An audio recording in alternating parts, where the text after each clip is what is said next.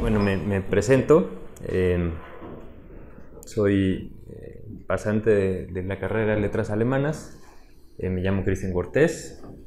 Y Kundalini, que es la persona que está coordinando estas pláticas, fue mi maestra y sabe que mi tema de investigación tiene mucho que ver con este periodo, con el periodo entre las dos guerras mundiales. Y me invitó por ese motivo, además que personalmente yo tengo un interés individual por este tema, ¿no? Entonces, el título de la charla de hoy que me comentó Kundalini es Los que fueron a la guerra, soldados y sus historias en las dos guerras mundiales. Y yo para esto pensé en este individuo de aquí. Es un dramaturgo alemán que se llama Ernst Toller. En algunas editoriales españolas le ponen Ernesto Toller. Este dramaturgo en particular me pareció relevante porque en su persona confluyen, es una síntesis entre lo que es ordinario para la mayoría de los soldados los soldados alemanes que fueron a la guerra, y además presenta rasgos extraordinarios, es decir, más pronunciados de los que el resto de las personas como él fueron a la guerra, ¿no? O sea, en particular, el carácter ordinario, digamos, de su vida y su relación con las guerras mundiales y el tiempo después de ellas, o más bien entre ellas, él pues fue arrastrado como el grupo de intelectuales y artistas alemanes de la clase media. Igual que ellos, fue también él arrastrado por este furor chauvinismo como una especie de nacionalismo, este furor nacionalista de la Primera Guerra Mundial. También, como ellos, como la mayoría de estos intelectuales, tuvo un desarrollo de conciencia a partir de sus experiencias en la guerra. Tuvo un cambio drástico de posición respecto a ella y se volvió pacifista, y en particular él socialista, ¿no? Esto es un caso que fue muy común en la mayoría de los intelectuales que menciono. El rasgo ahora extraordinario, digamos, de Toller, que presenta con más claridad aquello que pasó en muchos de estos soldados, es que él, digamos, que lo vivió más en los extremos. Es decir, cuando él se enlistó, lo pusieron en la artillería, pero no estaba él satisfecho con eso, ¿no? Él quería ir a enfrentarse al enemigo a las trincheras. Cuando se vuelve pacifista y socialista posteriormente, encabeza una experiencia de una república soviética en Alemania. Es algo nunca antes visto, ¿no? Entonces, en esa medida es que también menciono que es extraordinario, porque presentó con más claridad estos rasgos. Además que en él, en su quehacer artístico, confluyeron también muchas de las tensiones de la época, en particular las primeras obras de teatro que él hace son de corte expresionista. Pero bueno, es un expresionista que básicamente se dedica después de la guerra, al contrario de los otros que ahorita voy a mencionar, que son artistas antes, que ya eran personas intelectuales ya consolidados de algún modo, y que se enlistan a la guerra, y después en su quehacer posterior muestran ese cambio, ¿no? Bueno, en este furor, este furor chauvinista, no era raro para estos intelectuales, porque bueno, estaba la prensa burguesa, que estaba alentando los espíritus nacionales, pero también lo que se conoce como alta cultura jugó un papel muy importante en la primera década del siglo XX, es decir, 1900 a 1910, incluso los 4 años antes del inicio de la guerra. las representaciones, por ejemplo, las representaciones de la guerra eran representaciones que eran muy favorables e incluso como tiernas e inocentes, ¿no? Esta es una pintura de Franz Marc que se llama así, se llama la Guerra Balcánica, y la pintó en 1913, y pues es un caso típico, es Franz Marc. Él junto con August Macke, es otro pintor expresionista, ellos dos fundaron un movimiento expresionista que se llama, que se traduce como el Jinete Azul, en la ciudad de Múnich. Ellos dos, por ejemplo, son los primeros que se enlistan en la guerra, ¿no? Justo por este tipo de valoraciones de la misma, ¿no? Tenemos luego, por ejemplo, a Kirchner, que en esta primera, en donde está en la fotografía, se ve cómo está como una especie de orgullo de utilizar el uniforme prusiano, y este tipo de retratos no era raro, ¿no? Posteriormente aquí, sigue siendo un retrato en cierta medida favorable, aunque ya no tiene una mano. Esto es, me parece que es en 1915. Ya había estado en el frente y había vuelto, pero bueno, inicia así con una serie de... Estas fotos son muy famosas de él, y posteriormente se va modificando. Bueno, Toller, el individuo del inicio, se sumó a este furor frenético. Él estaba, cuando se declara la guerra, el inicio en julio de 1914, él estaba en Francia, y justo tiene un poco de miedo porque pues a su alrededor todos los franceses están buscando justo alemanes a quienes golpear. Toma el primer tren que encuentra, y en ese tren se encuentra con un montón de otros estudiantes alemanes que están regresando antes de que estalle de forma más radical los choques, ¿no? Y justo en ese tren de vuelta, es que básicamente se convence Toller de ir a enlistarse, y toda esa gente sale del tren y literalmente van a enlistarse en ese momento, sin llegar a casa, ¿no? Entonces, eso, bueno, ese es el inicio de la vida como soldado de Toller. Después ocurre este episodio que les menciono. Él llega, es enlistado como en la artillería, y molesta a sus generales hasta que dicen, bueno, sí, ahora ve al frente, ¿no? Bueno, antes de ahondar más en su historia, muchos como él, como mencionaba, regresaron con una mirada muy distinta de la guerra, ¿no? Por ejemplo, es un autorretrato de Otto Dix, que se titula, la traducción sería algo así como autorretrato como Marte, Marte siendo el dios de la guerra. Es obviamente también como muy orgulloso, utilizando las insignias aquí en la cabeza del imperio prusiano. Y unos años después hace una serie de grabados y de dibujos que titula La guerra, como estos, ¿no? Eso es un cambio radical de lo que significó la experiencia de la guerra para estos individuos. Bueno, ¿quién era Toller individualmente, ¿no? Toller fue un hijo de un comerciante judío que nació en la región de Posen, que actualmente es una región que está en Polonia. Si hubiera nacido en estas fechas sería polaco, pero en ese momento pertenecía al Imperio Prusiano, esa región, y era una región primordialmente de católicos y protestantes. Entonces, en su autobiografía él narra pues lo que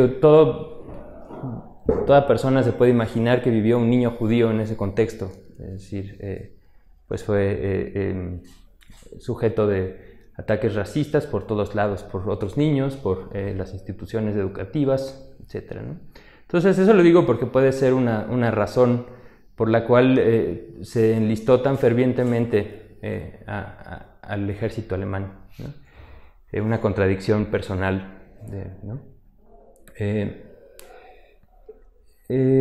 Bueno, después de un periodo prolongado en las trincheras, él vive lo que él narra también como una experiencia como de cambio cualitativo en su conciencia.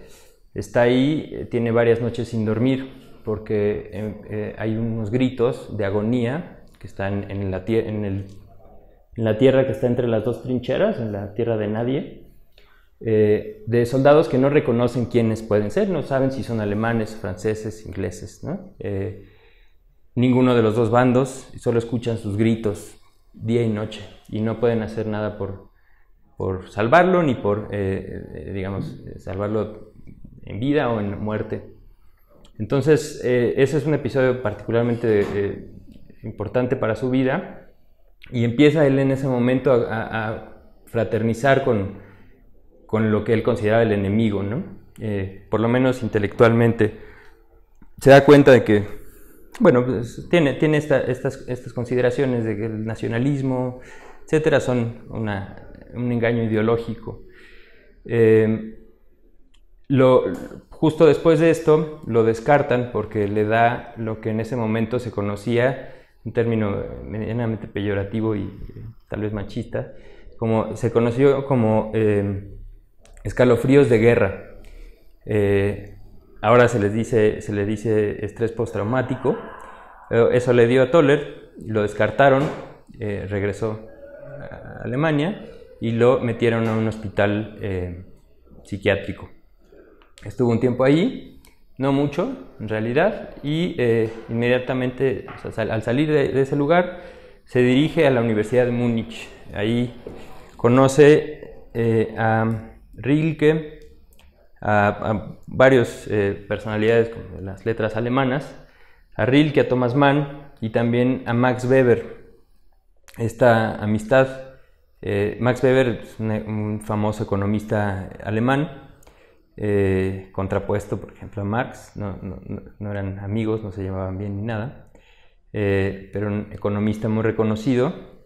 Esta amistad en realidad va a significar su liberación en un momento cuando lo apresan a Toller.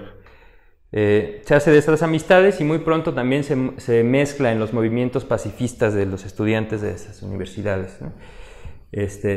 Es curioso, ahí empieza también su labor literaria. Escribe su primera obra de teatro, y esa obra de teatro la divide en fragmentos.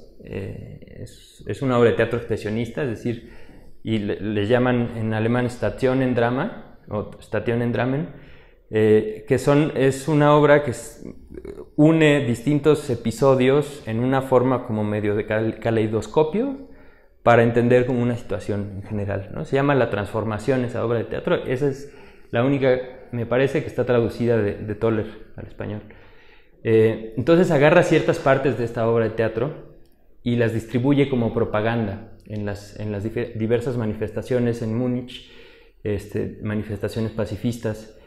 Y hay un episodio interesante de él que cuenta cómo, mientras él está escribiendo eso, está pensando en específico que a quienes quiere agitar son a las mujeres trabajadoras, en particular porque en ese momento son en efecto el grueso de la clase trabajadora de Alemania.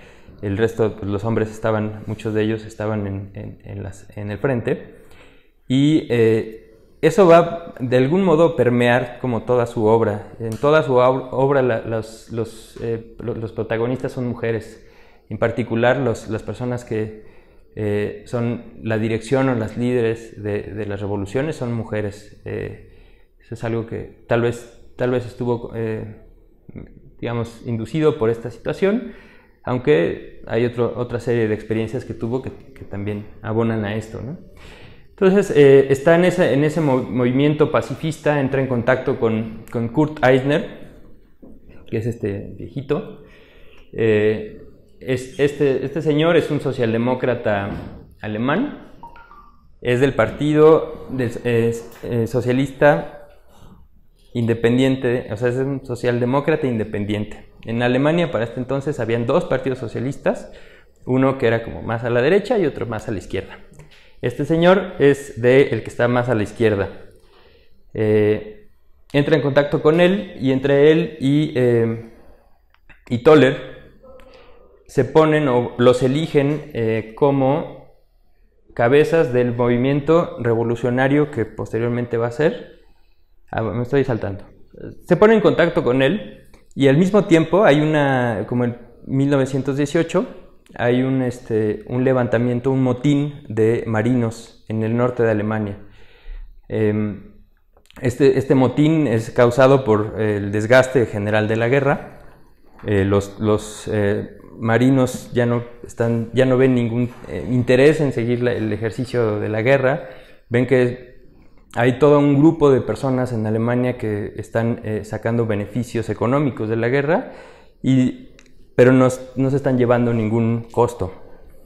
Los costos son de parte de los soldados y de las personas que están en el país. Entonces, toda esta tensión explota cuando hay este motín, y lo que hace el motín es que en el resto de Alemania, es decir, una sociedad ya desgastada por 4 años de guerra, empiezan a surgir consejos obreros, consejos de obreros y consejos de soldados, es decir, como grandes asambleas de trabajadores que de repente se deciden a no hacerle caso a la policía, a no hacerle caso a la estructura monárquica que tienen, porque es una monarquía en ese momento Alemania, y empiezan a tomar las riendas de su sociedad. Todo esto en función a partir de este motín de los marinos del norte de Alemania. Ahora sí, Toller y este señor Eisner se ponen a la cabeza de una de esas experiencias, en particular de la región de Baviera, que es el sur de Alemania, y adelantándome un poco, en ese gobierno va a ser después reprimido y Toller encarcelado, y va a terminar con esa experiencia de consejos en el sur de Alemania. Es cuando está encarcelado Toller que escribe la obra de la cual voy a hablar un poco más detalladamente, que es Hombre Masa, Masse Mensch. Eso ahorita lo trato.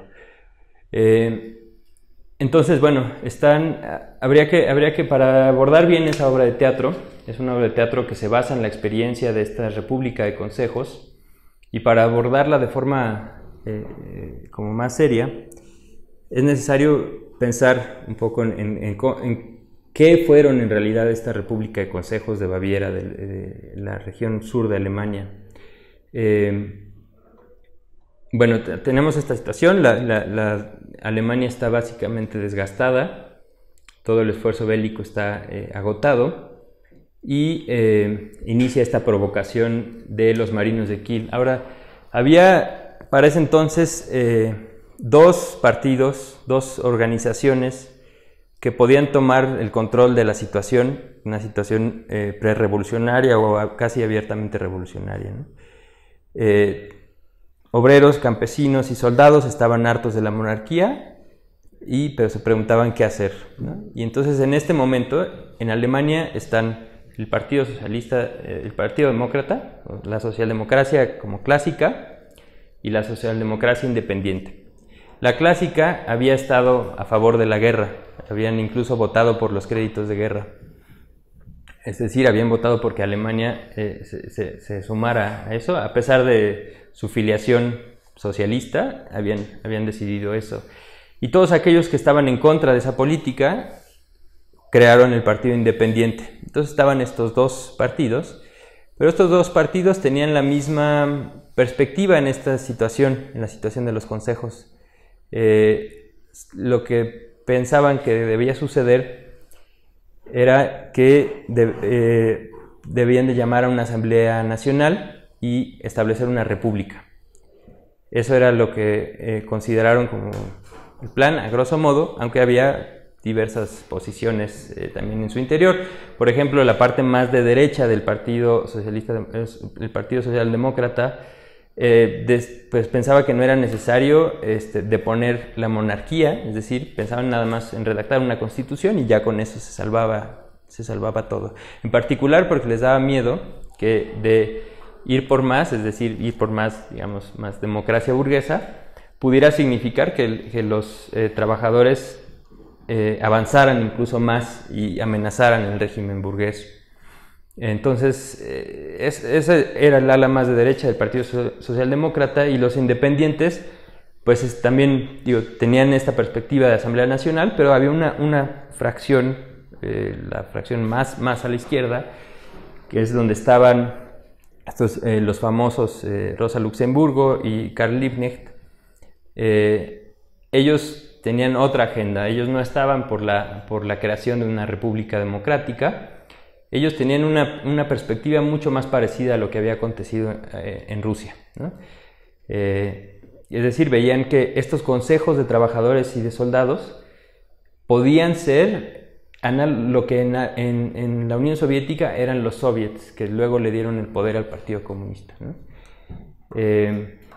Entonces, pero bueno, en términos muy generales, ambas perspectivas tenían más o menos la misma idea de crear un régimen burgués. Eisner está en Baviera, en el sur de Alemania, y en Berlín está su análogo que se llama Scheidemann. Entonces, aquí lo que pasó en particular en Múnich es que, por mucho que fuera muy similar su política a la política más de derecha, no llevaron a cabo lo que sí hicieron en Rusia. Es decir, este gobierno, por ejemplo, no llevó a cabo expropiaciones, ni reparto agrario, no se hizo de los bancos, no armó de forma tajante y digamos absoluta a los obreros y no desarmó a la burguesía. Todo lo que hicieron en Rusia no pasó aquí, ¿no? De hecho, hay un episodio en donde, cuando Lenin se entera de esta revolución en Baviera, les manda una carta, y es una carta de preguntas, en donde justo hace estas preguntas. Son preguntas, pero en realidad está queriendo darles un programa político. Y les dice, ya hicieron, o sea, ya expropiaron a los bancos, ya le triplicaron el crédito a los campesinos, ya movieron a la burguesía de los lugares acomodados donde vivían y pusieron ahí a vivir a los trabajadores más explotados y oprimidos de la zona.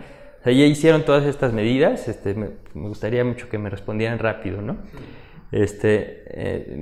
Ya no sé si le respondieron en algún momento, probablemente no.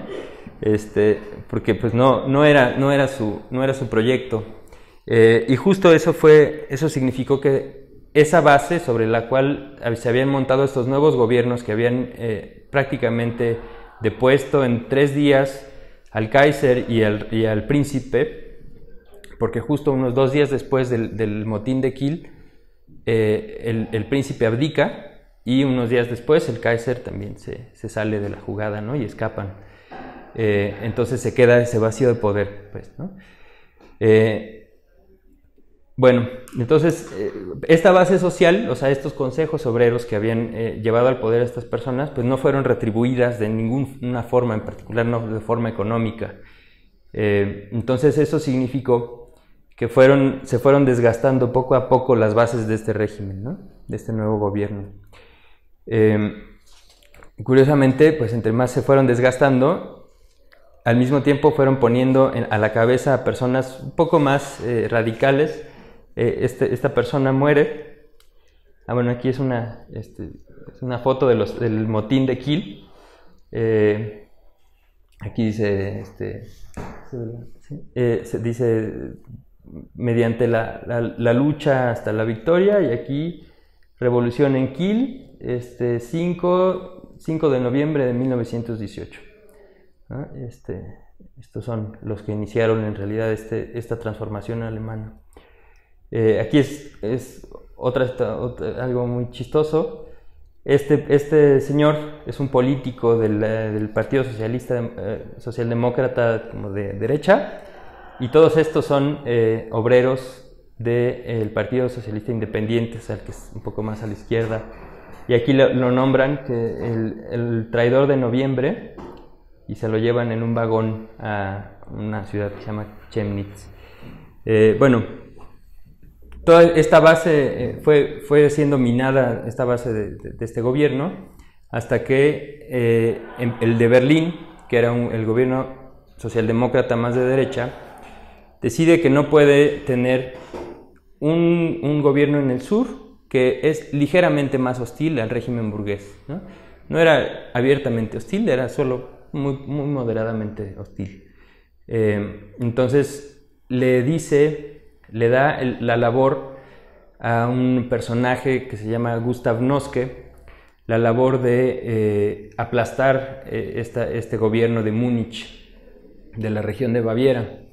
Noske justamente había sido el que se había encargado de aplastar la revuelta de marinos, aquella revuelta que había impuesto el nuevo gobierno de Berlín. Pues bueno, ahora esa misma persona que la aplastó se volvió el ministro de Defensa y le encomendaron esta tarea.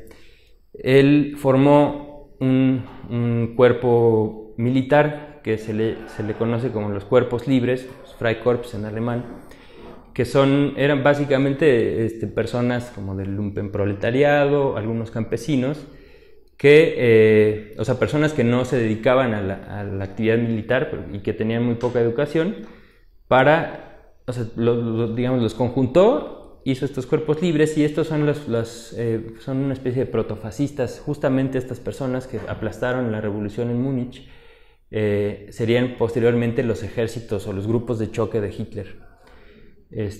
Entonces le da esta tarea a Noske, arma a estos protofascistas alemanes y empiezan a amenazar la revolución de Múnich. Para este entonces está ya Toller, dramaturgo, está a cargo del ejército de la República, ¿no?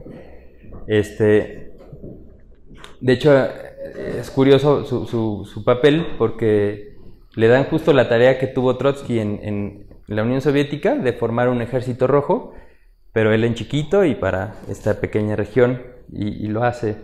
De hecho, gana una primera batalla contra estos cuerpos libres, ¿no?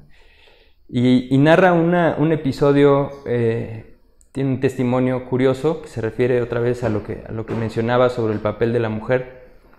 Es un episodio en donde él, cuando está allá al mando, están siendo amenazados por el ejército de estos cuerpos libres, y los propios trabajadores veían amenazado este gobierno, y muy a pesar de la ausencia, porque en realidad, por ejemplo, la dirección de Toller no era una dirección muy resuelta, no tenía un programa político tampoco muy definido, pero estos trabajadores entendían quizá mejor que él que era su gobierno en realidad, ¿no? Entonces empiezan a tomar posiciones, a adelantarse a la dirigencia militar de Toller, y empiezan a avanzar y a tomar incluso ciudades. Y Toller, como se sabe que tiene una responsabilidad, va a la saga y se pone justo atrás, o va atrás de todo este movimiento de trabajadores armados que van, digamos, asegurando la revolución. Y lo que nota Toller es que la mayoría son mujeres, la mayoría de estos trabajadores que lo hacen, ¿no? Y esto justo otra vez abona a este papel que siempre tienen en sus obras de teatro, un papel protagónico de las mujeres, que es algo que él vivió, ¿no? Bueno, entonces, después de esta serie de escaramuzas, era pues muy difícil sostener esa experiencia, y fueron asesinados. La mayoría de los comunistas y los del Partido Socialdemócrata Independiente fueron asesinados en ese momento. Toller logra esconderse un tiempo y, digamos, se esconde hasta que más o menos regresa un poco el orden y nada más lo encierran, pero todos los demás los asesinan. Y queda, digamos, arrancado tan de raíz toda esa tradición, que es justamente en esa ciudad, en la ciudad de Múnich, donde va a ser, o sea, es la cuna del nazismo posterior, y donde Hitler también va a hacer su primer intento golpista. Estos son estos cuerpos libres, los Freikorps, el ejército de Noske que aplastó esta experiencia. Estos trajes ridículos, por ejemplo, luego los usaría también Heidegger. Pero bueno, así se vestían. Así se vistieron también un tiempo las bases de los grupos de choque de Hitler, ¿no? Entonces, bueno, encierran a Toller y es entonces cuando escribe la obra de Massemensch, Hombre Masa. Y digo, Hombre Masa, pero es un poco difícil de traducir el título. Más bien el título lo que quiere decir, un poco, arriesgándome, es una contraposición entre el individuo y la masa. El individuo no genérico de hombre, sino el ser individual, y la masa. Bueno, son 8 actos, y es curioso, esta también es una obra expresionista. A cada acto real le sigue uno de sueño. No sé si me explico. Pasa algo en la realidad en la obra, y posteriormente alguien sueña algo relativo a lo que sucedió, más o menos. El personaje principal es una mujer que la enuncian primero como Sonia, o sea, en la lista de personajes es Sonia Irene, L, y después se elimina ese nombre y se vuelve la mujer, y esa mujer tiene un esposo, que, bueno, es un empleado de banco, es un funcionario estatal, y esta mujer es una revolucionaria. Ella está justo en el contexto de las protestas en contra de la industria armamentística. Y aquí ocurre entre estas dos personas el primer choque que está en la obra de teatro, ¿no? Y es entre la vida burguesa de la chica, de la señora, y su conciencia revolucionaria, digamos. Entonces ese es un choque. La mujer, bueno, como decía, es una militante, en realidad tiene el papel de dirigencia, es una dirigente de la revolución, y al principio se posiciona al frente de lo que Toller representa, o sea, de lo que Toller representa como unos coros. Se retoma como esta forma teatral de los coros griegos, pero en esta obra los coros son justamente los consejos. Entonces es un coro, por ejemplo, de trabajadores industriales, hay un coro de campesinos, otro coro de pequeños comerciantes, así. Todos esos después se funden en lo que es extraño decir, ¿verdad? Pero se funden en un personaje que se llama el Sin Nombre. En realidad lo que está representando aquí es a la masa revolucionaria como ya mucho más decidida y sin las definiciones particulares de su actividad económica. Sonia, la mujer, y Sin Nombre tienen una serie de discusiones durante la obra. En realidad más o menos se basa en el choque entre estas dos personas, y que se pueden resumir en que Sonia, el primer choque es que Sonia busca terminar con la guerra fundando un régimen democrático, mientras que el Sin Nombre dice, bueno, yo no quiero nada más que termine esta guerra, quiero que terminen todas las guerras. Y lo dice de una forma, pues, así, medio abstracta, medio como idealista quizá, pero ahí se empieza a ver una diferencia de dos políticas frente a este contexto revolucionario. Y el otro choque que tiene con el Sin Nombre es que ella, a priori, ya renunció a la posibilidad de utilizar la violencia como un medio revolucionario, ¿no?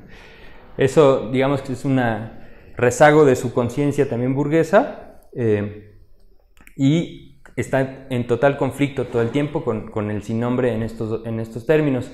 Ahora, mencionaba lo de los sueños porque estos conflictos no son representados como en la vida real, sino ahí se exponen más o menos, pero luego en los sueños adquieren, o sea, los personajes adquieren la forma de estos conflictos, y así es como una especie de representación del inconsciente de ella.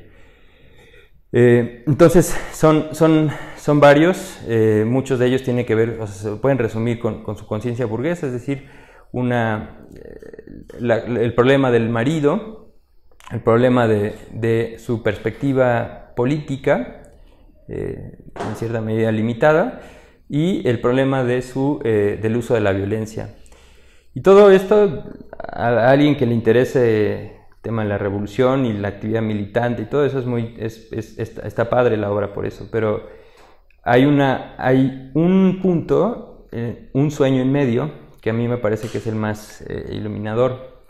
Es una escena en donde se representa una danza macabra. Si ustedes están familiarizados con el concepto de la danza macabra, bueno, sabrán que, por ejemplo, en el medievo, en realidad cuando adquiere como más importancia, es una representación que tiene que ver con una idea más filosófica sobre el memento mori, ¿no? El recuerda que morirás. Entonces es utilizado, por ejemplo, para enseñar religión, pero bueno, para el siglo XIX, este tema artístico va a tener ya connotaciones mucho más políticas, y en particular ahorita vamos a ver una de las representaciones. Esta es hecha por un artista alemán en 1850, y la hace justo después de las revoluciones de Alemania de 1848. Si ustedes recordarán, una de las a los que hayan asistido, una de las charlas pasadas del profesor, el maestro Gonzalo, en el 48 se da una situación muy similar en Alemania, ¿no? Es decir, hay una revuelta muy amplia de las clases explotadas, hay una burguesía y una pequeña burguesía con cierto interés de generar un nuevo régimen, un régimen que los represente a ellos, y una aristocracia que se opone a todo eso, ¿no? Y la burguesía juega primero un papel que puede decir como progresista, utiliza en cierta medida de ariete a estas clases explotadas, pero después le da miedo justo que no se queden en la constitución de una república. Le da miedo a la burguesía ese escenario, y se alía mejor con la aristocracia para aplastar esa revuelta que había ayudado a iniciar. Entonces, es una situación muy similar a la de 1918, pero en particular es el mismo problema de este año con el de 1918, y es el mismo problema que tiene el personaje de la mujer, Sonia, con el sin nombre. Vamos a ver estas. Este es el primero. Si vemos aquí, está la muerte, la danza de la muerte, recibiendo la espada que le quitaron a la justicia que está aquí, en una esquina, y toda la clase de vicios malvados se le están otorgando, y además le están vistiendo a la muerte, ¿no? En una especie como de resucitación inversa. Le dan este gorro, que es un gorro que se volvió famoso justo después de las revoluciones de 1848, como el gorro del populista. Y bueno, está la vanidad y la locura y no sé qué, ¿no? Y todos estos se embisten a la muerte. Hay además una balanza. Ya bien vestida la muerte, se dirige a una ciudad. Pero vemos aquí, por ejemplo, que los campesinos pueden ver a través de sus ropajes, saben que es la muerte, y se alejan de él, ¿no? Esto es significativo ahorita, digo, porque ya en la ciudad está esta muerte bien vestida, nadie nota que es ella, y está aquí engañando con una pipa y una corona, haciendo como si fueran el mismo peso, es decir, siendo un demagogo con todas estas personas, con todas las clases laboriosas de la ciudad, y aquí con este letrero, ¿no? Diciendo que está de algún modo ofertando la libertad, la igualdad y la fraternidad.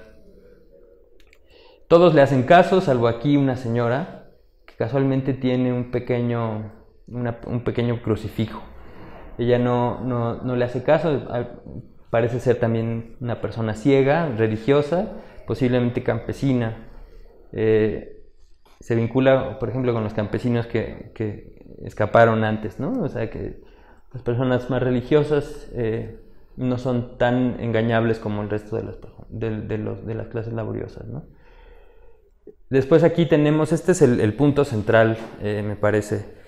Justo es el punto en donde se está representando las dos vías que existieron en 1848, pero también son las dos vías que existieron en 1918, en esta experiencia que estamos tratando. De este lado estamos viendo que la muerte, en lugar de estar arengando, en realidad lo único que está haciendo está entregando la espada de la justicia. Aquí hay una inscripción que dice justicia del pueblo, se las está dando a las masas y ellos, enloquecidos, frenéticos, parecen que no tienen ningún tipo de raciocinio, solo quieren agarrarla. De este otro lado está la otra opción, es la otra política, y es un obrero. Vemos aquí que tiene un mazo, probablemente un constructor o un herrero, y ese obrero, una persona del pueblo también, está ondeando la bandera de la República. Aquí a lo lejos está el ejército monárquico, ¿no? Sí, ominosamente. Pero bueno, el obrero dice, vean a la República, este es el camino, pero pues no le hacen caso porque están embelesados con la espada, ¿no? Son gente sin cerebro probablemente, ¿no? Entonces les da la espada y vemos inmediatamente qué significa que las masas tengan la justicia en sus manos. Es una representación medio grotesca, no se entiende, se están matando todos. Y aquí vemos a la muerte ondeando su propia bandera. Esta bandera probablemente si fuera color sería roja, la bandera del comunista, y que ve hacia otro lado como que no le importa en realidad esta matanza que provocó. Y ya al final tenemos a la muerte con aureola de victoria, ya sin ropa, ya no necesita esconderse, ondeando la bandera, con el caballo de la locura incluso alimentándose de los cadáveres, indiferente aquí a los niños y las mujeres. Y aquí es importante por esta representación, pero lo que vemos es, aquí está también la posición política de la persona que hizo de este artista, ¿no? Que vemos que aquí está nuevamente intacto el ejército de la aristocracia, de la monarquía, ¿no? ¿Y qué dice? O sea, ¿qué significa? Que por las masas haber seguido a esta muerte, a esta política de asumir la justicia en sus propias manos, no nada más causó una serie de asesinatos entre sí, dejó huérfanos ahí a la gente y no sé qué, sino que el poder monárquico, es decir, la monarquía, se quedó intacta, ¿no? Entonces esa es la lección que da, es decir, no se alíen con quien les dé la espada de la justicia en las manos, alíense con la burguesía. Esa es la idea, ¿no? Entonces, justo precisamente este artista es citado por Toller. Él le dice el artista de la danza macabra, y es una danza macabra la que sueña el personaje principal de la obra, y digamos es una representación de su conciencia. Ella en cierto momento, esto es lo que cree que pasa si se asume la justicia en sus propias manos, y por eso ella se disocia completamente del sin nombre, y eso pues, para ella significa que la encierran y no puede nunca salir de allí. pierden la batalla y el sin nombre se escucha como hay balazos afuera y así concluye la obra. Bueno, ¿qué quiero decir? También el profesor Gonzalo había mencionado estas mónadas, ¿no? ¿Cómo se llama? Estas constelaciones. Las constelaciones, bueno, pues esta es una, y si arriesgamos un poco, también se vincula con la Segunda Guerra Mundial, porque es precisamente por estas decisiones de tomar el camino de la República, el camino de ese obrero que ondeaba esa bandera, en 1848 y en 1918, y digamos, posteriormente los años que llevaron al nazismo a tomar el poder, justo esas decisiones están basadas en el mismo problema, y eso es lo que presenta esta obra, ¿no? Y bueno, hasta ahí es mi comentario. Nada más hay una pequeña mención. La persona en la que se inspiró Toller es real. Se llamaba Sonia Rabinovich y era una mujer muy inteligente. Ella participó en la Revolución de 1905 en Rusia y después regresó a Alemania y se casó con un académico.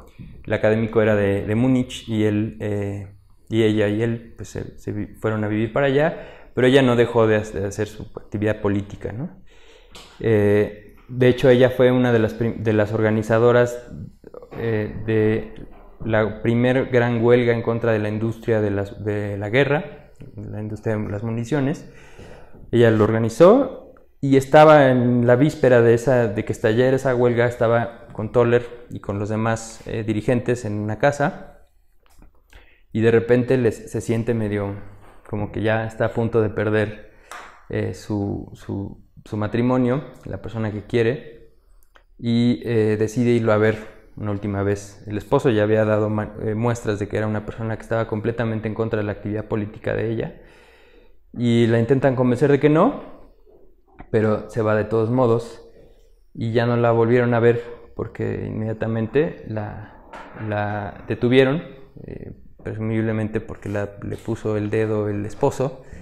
La encerraron y hay un testimonio de que gritó toda la noche hasta que la mañana siguiente, justo en el día en donde estalló la huelga de las municiones, a ella la encontraron colgada en su celda.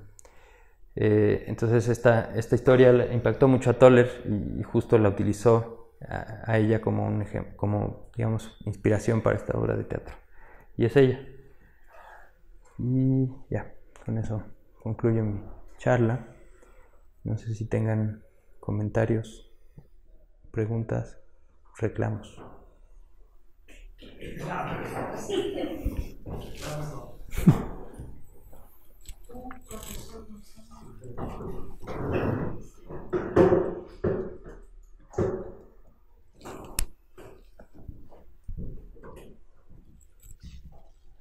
Bueno, o sea, pero lo que pasa es justo lo contrario, ¿no? O sea, de lo que dice este drama, ¿no? O sea, ¿Las imágenes o...? Ajá, o sea, la realidad histórica es justamente lo inverso, ¿no? Es decir, fue en ambos casos confiar en la salida republicana lo que llevó a una solución militar totalitaria. Sí, esta representación es una representación obviamente parcial, ¿no? O sea, obviamente intenta ser educativa. O sea, lo que asume es que toda la parte malvada de la guerra, de la revolución de 1848, es porque hay una tendencia a la independencia respecto a la burguesía, ¿no? Y justo, o sea, esto pasa, ¿no? De que se mantiene la monarquía en una forma, pero él lo atribuye justo a estas tendencias. no al papel de la burguesía, ¿no? O sea, las tendencias de independencia, sí, estoy de acuerdo. Bueno, es que es justamente de lo que está hablando Cristian, pues, o sea, la posición, o sea, él habló de la posición marcada, la posición política del autor de estos grabados, que evidentemente hasta Cristian satíricamente decía, ¿no? O sea, como artista pone al proletariado como si fuera estúpido, poco racional, ¿no? Que no puede cargar la justicia por su propia cuenta, porque se vuelve loco y se mata entre sí, ¿no? Y entonces pone ahí como esa disyuntiva, ¿no? El proletariado resuelve, si resuelve por su propia cuenta su propio destino, acabará en la muerte, ¿no? Que es la que le otorgó la espada, pero si confía en la burguesía, pues entonces tendría la gloria, ¿no? Entonces, mi pregunta más bien sería, pero, o sea, ¿lo que Toller hace en la obra es criticar esta posición, o él también está como en esa disyuntiva, como lo estaba su personaje Sonia, ¿no? Porque, digamos, siendo Toller de la socialdemocracia alemana, entreguista, ¿no? Que incluso en la socialdemocracia alemana, que es independiente, también confía en la burguesía, para resolver el problema, por ejemplo, de la extrema agraria, etc. Entonces, yo me pregunto si Toller también tiene esta disyuntiva, o más bien ve como una crítica a grabado. O sea, por eso no me quedo tan claro. Sí, es que no es claro para él tampoco, al parecer, ¿no? O sea, sí está en esa disyuntiva. Él personalmente está en esa disyuntiva. O sea, digamos, en términos de su persona histórica, digamos, él nunca asume un programa con toda claridad. Es parte del partido independiente, socialdemócrata independiente, porque no hay en realidad nada más, ¿no? O sea, está el Partido Comunista, pero está en un papel también francamente desorganizador, entonces,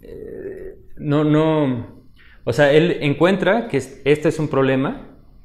Él personalmente también lo tiene, por ejemplo, el de la violencia, a pesar de que es el que organiza el ejército, ¿no? Se pone también a disparar, ¿no? Pero tiene este problema, y siempre en toda su vida se quedó como en una tensión. Y en la obra de teatro también no se decanta, o sea, como no se puede definir que hay una posición así de que estoy con el sin nombre o estoy con la mujer. No tiene esa lectura, no se puede, ¿no? Entonces está en esa ambigüedad.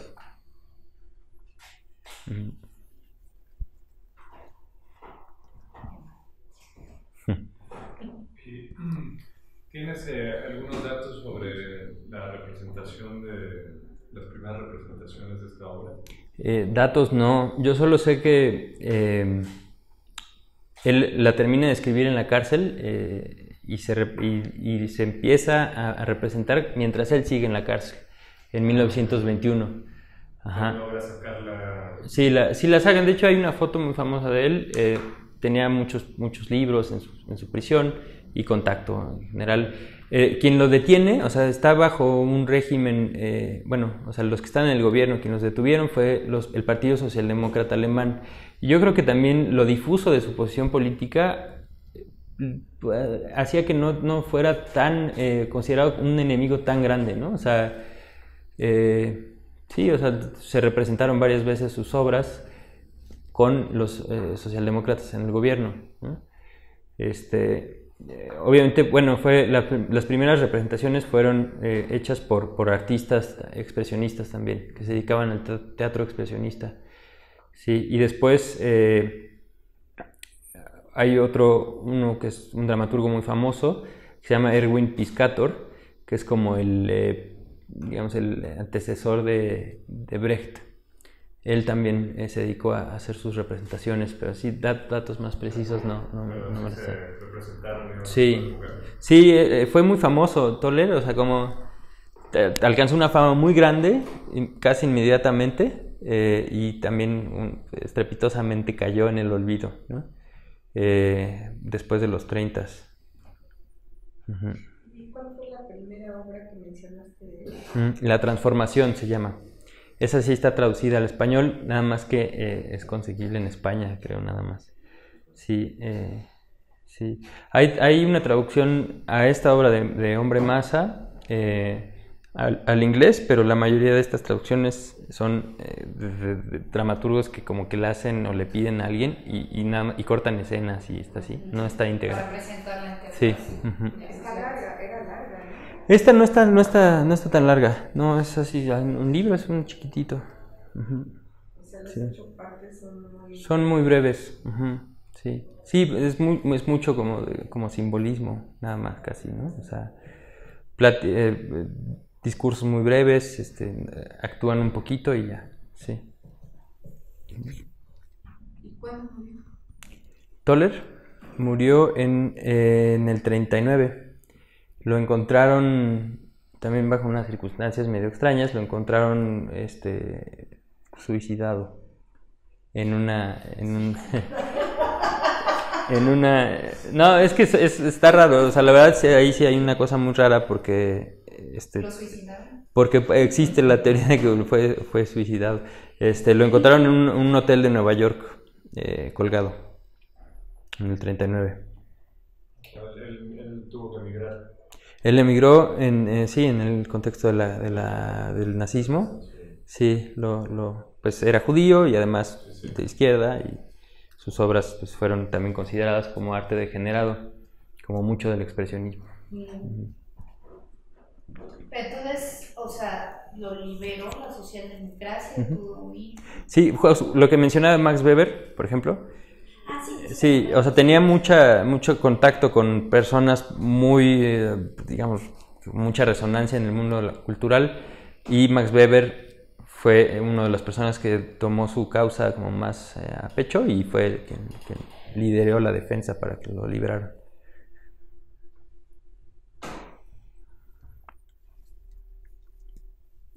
Bueno, pues... No, lo que pasa es que, mira, es una pregunta muy global. Sí. Y también quisiera para Gonzalo, aunque no nos permita mucho la interesada. Se me prohibió hablar. No, es que fíjate que en las tres conferencias que hemos estado, pues se está hablando de Alemania. Alemania con grandes pensadores socialistas, como los que menciona Gonzalo, como el que tú mencionas, menciona muchas veces Chevesada, empezando por Marx. En todo ese contexto, ¿cómo es posible que esa ideología no haya pegado en Alemania? Se pegó en muchísimas partes, pero en Alemania precisamente no, porque Alemania pues ni medianamente es socialista, ni nunca fue socialista. Bueno, a lo mejor con nazi, con el nacional socialismo, pero no era nada socialista, era básicamente imperialista, era la expansión. ¿Por qué no sé, tú no eres expositor? ¿Por qué no se da en Alemania el socialismo? ¿Por qué no prende o comunismo, que sería una parte intermedia para llegar al socialismo? ¿Por qué no se da en Alemania? Yo puedo responder una cosa y después si quiere Sí, Gonzalo. Luego decir, era una pregunta global. Sí. La primera vez que con Gonzalo, Sí. yo quería pues con esa duda, ¿no? ¿Por qué? O sea, era la parte histórica, la parte del modo de producción de Alemania, que no aprendió si no usaron Alemania, porque en su propio país no aprendió. Sí. Sí, porque me queda claro que Rusia aprendió porque aprendió. Sí. Fue demasiado poco tiempo, porque estuvo vigente mucho tiempo. Sí. Pues justamente, bueno, mi respuesta a esto sería que, bueno, o sea, prendió en una buena medida en estos tiempos, en la medida en la que había la organización de trabajadores socialistas más grande del mundo en Alemania. Ahí llegó un punto en donde la Segunda Internacional, que era una organización marcadamente socialista, la más grande era la de Alemania, era el centro, ¿no? Entonces, en ese sentido, había aprendido, porque muchos de los trabajadores de esa época eran versados en Marx, por ejemplo, ¿no? O sea, eran marxistas, así.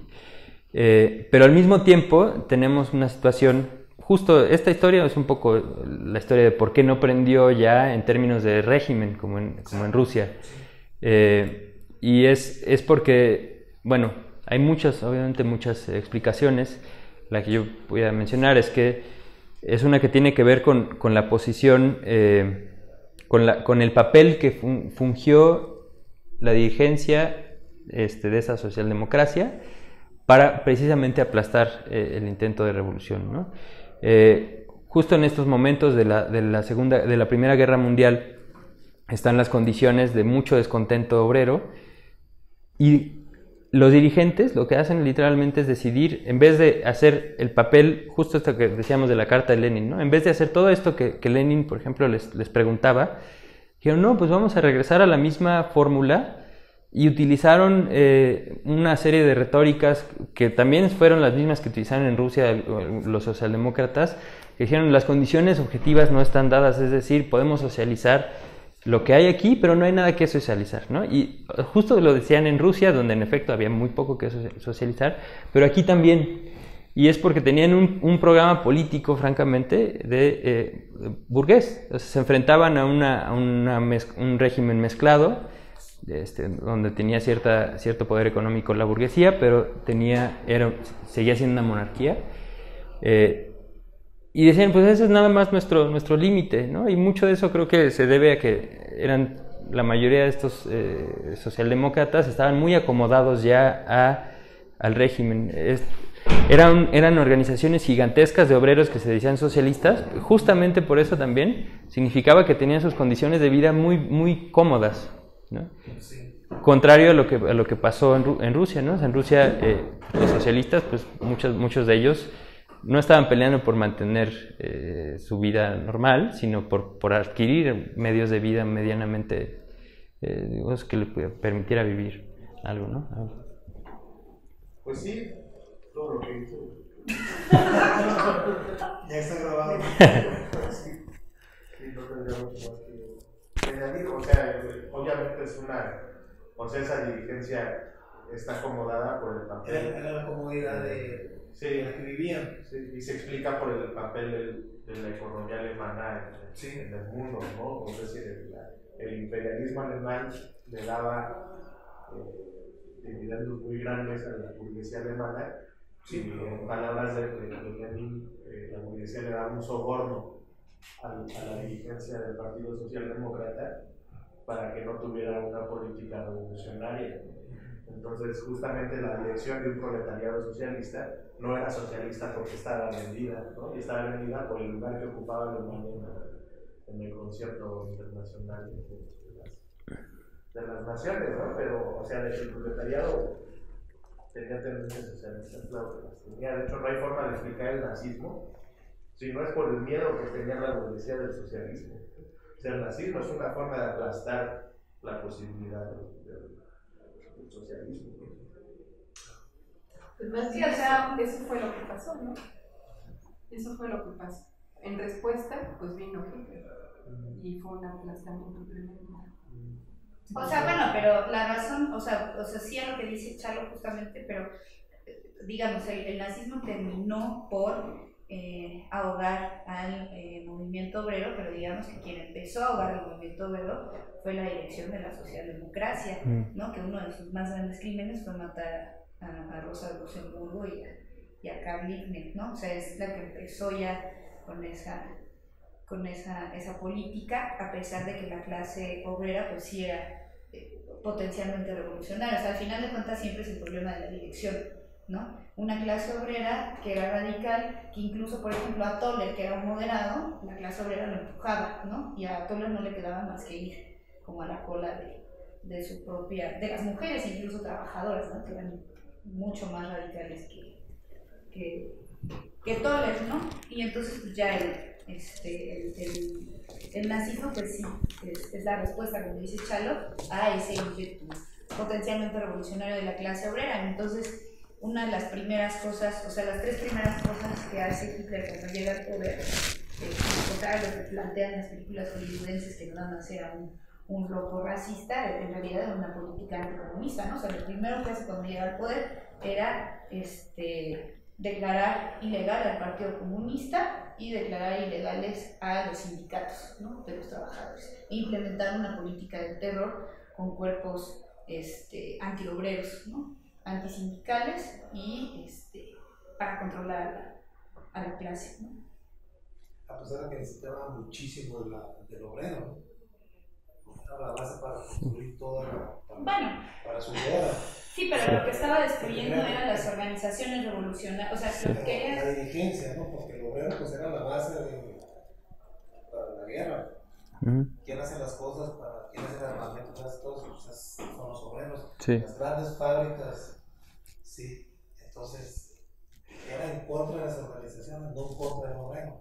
Sí, o sea, era en contra de la organización obrera, o sea, en contra del potencial revolucionario de los dirigentes.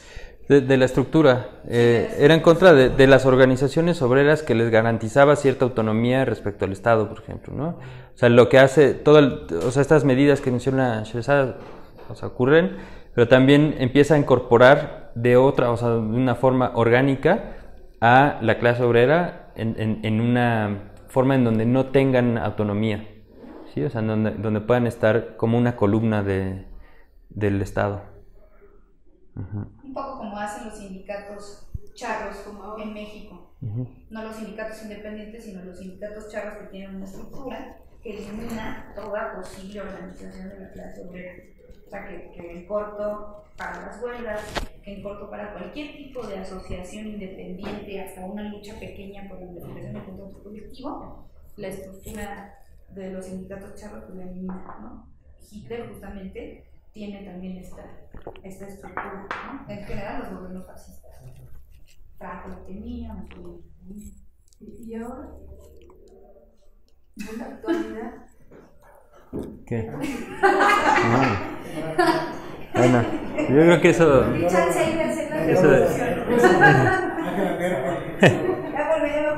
Yo creo que ya lo... ¿Qué? Yo creo que aquí ya concluimos, porque ya... sí, mejor. Ahí... la charla de Sherazada va a estar más cercana temporalmente a la actualidad. Bueno, muchas gracias. Gracias.